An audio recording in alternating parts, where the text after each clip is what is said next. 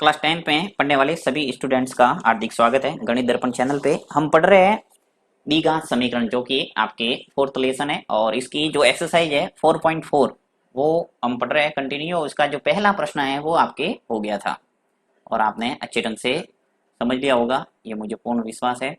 इसके अंदर हमने देखा था कि निम्न द्विघात समीकरणों की मूलों की प्रकृति ज्ञात कीजिए। तो मूलों की प्रकृति के बारे में हमने जांच किया था कि बी स्क्वायर माइनस 4ac का मान कैसा आता है। तो यहाँ पे थोड़ा रिपीट करता हूँ जिससे दूसरा प्रश्न आपको समझने में आसानी रहेगी। आज हम देखेंगे दूसरा प्रश्न। ठीक है, तो दूसरा प्रश्न क्या दे रखा है कि प्रत्येक द्विघात समीकरण में k का ऐसा मान ज्ञात कीजिए कि उसके दो बराबर मूल हो। अब बराबर मूल कब होते हैं, देखिए बी स्क्वायर माइनस 4ac जिसे हम विविक्ति कर कहते हैं और इसको डी से प्रेजेंट करते हैं। ठीक है, ये आपने अच्छे ढंग से बेसिक वाले टॉपिक में समझ लिया है। अब बी स्क्वायर माइनस 4ac का मान जब जीरो से बड़ा आता है तब हम कहते हैं कि मूल है वो अलग अलग आएंगे, यानी भिन्न भिन्न मूल और वास्तविक मूल्य होते हैं, राइट। और बी स्क्वायर माइनस 4ac जब आप निकालते हैं और बराबर जीरो आता है तो मूल कैसे होते हैं, समान बराबर मूल आते हैं, राइट।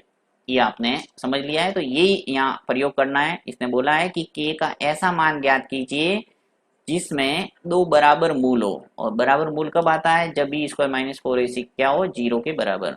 तो सीधा सा तरीका है, यहाँ पे दी का समीकरण दे रखा है, यहाँ से बी स्क्वायर माइनस 4ac है वो बराबर कर दो जीरो के, तो k का मान आपके निकल जाएगा। तो इसको मैं लेता हूँ नेक्स्ट पेज पे और इसको करते हैं सरल। देखिए ये दूसरा प्रश्न है आपके, और दूसरा प्रश्न में क्या दे रखा है कि निम्न प्रत्येक द्विघात समीकरण में k का ऐसा मान ज्ञात कीजिए कि उसके दो बराबर मूल हो। तो यहाँ पे लिखना है, देखिए पहला प्रश्न ले रहा हूं मैं। फर्स्ट 2x स्क्वायर प्लस के एक्स प्लस 3 बराबर जीरो, ये है सवाल। अब यहाँ पे आपको ए बी और सी का मान पता करना पड़ेगा। उसके लिए क्या करेंगे, जो व्यापक द्विघात समीकरण है उसकी क्या करेंगे, तुलना। तो यहाँ पे तुलना कर देता हूँ, इसकी तुलना a x square plus b x plus c बराबर जीरो से करने पर,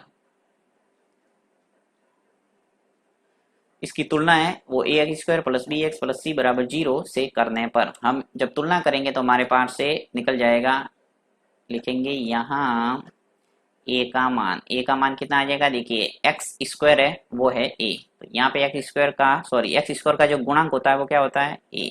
तो यहाँ पे एक्स स्क्वायर का गुणांक क्या है, दो, तो ये आ जाएगा दो। ये अच्छे ढंग से आपने समझ लिया होगा। अब ज़्यादा बताने की जरूरत नहीं है मुझे शायद। एक्स का गुणांक है वो बी है, तो यहाँ पे एक्स का गुणांक क्या है, के। तो यहाँ लिख लेता हूँ मैं के। फिर सी, सी यानी अचर पद। अचर पद यहाँ पे क्या है, देखिए ये सी है, तो यहाँ से तुलना करेंगे सीधी, क्या है, तीन, तो सी का मान आ जाएगा तीन। ए आ गया, बी आ गया और सी आ गया। अब आप समीकरण के मूल बराबर होंगे यदि बी स्क्वायर माइनस 4ac बराबर क्या हो, जीरो। ये अच्छे ढंग से आपको पता है। तो यहाँ लिख लेता हूँ, समीकरण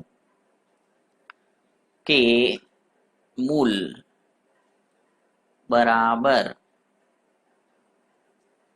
होंगे यदि डी बराबर क्या हो, जीरो। डी क्या है, विविक्ति कर जिसे कहते हैं। बी स्क्वायर माइनस 4ac बराबर क्या होना चाहिए, जीरो। ये जो डी है वही है B square minus 4ac, right. तो यहाँ पे मैं मान रख के इसको जीरो के बराबर कर देता हूँ, जिससे मुझे मिल जाएगा किसका, के का मान। तो यहाँ पे बी स्क्वायर, तो बी क्या है मेरे पास, देखिए बी है वो के है, तो बी की जगह आ जाएगा के और के का स्क्वायर आ जाएगा। फिर माइनस 4 ए सी, ए का मान कितना है, दो, तो यहाँ से लिखूंगा मैं दो। सी कितना है, तीन, तो ये आ जाएगा तीन। अब के, इसको बराबर करना है जीरो के, राइट। ये जो समीकरण है इसी के अंदर मैंने मान रखा है बी स्क्वायर माइनस 4a और सी बराबर जीरो। तो के स्क्वायर, तो के स्क्वायर आ जाएगा।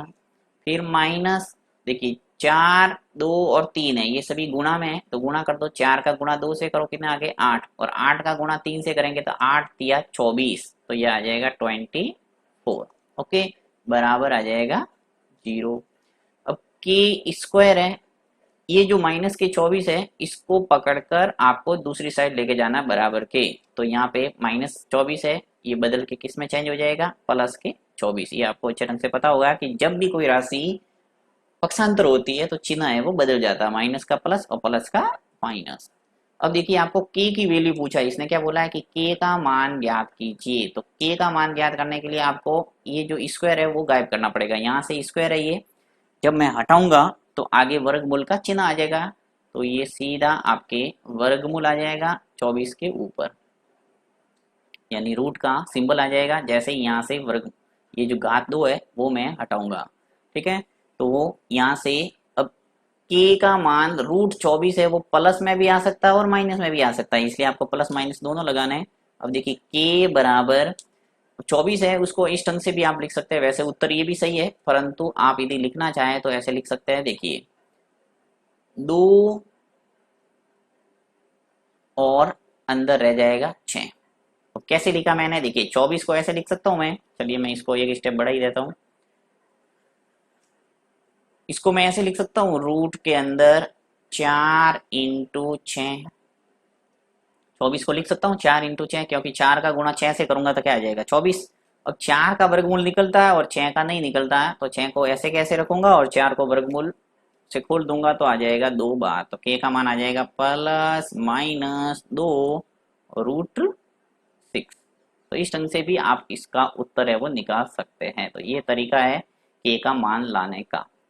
नेक्स्ट देखते हैं दूसरा प्रश्न।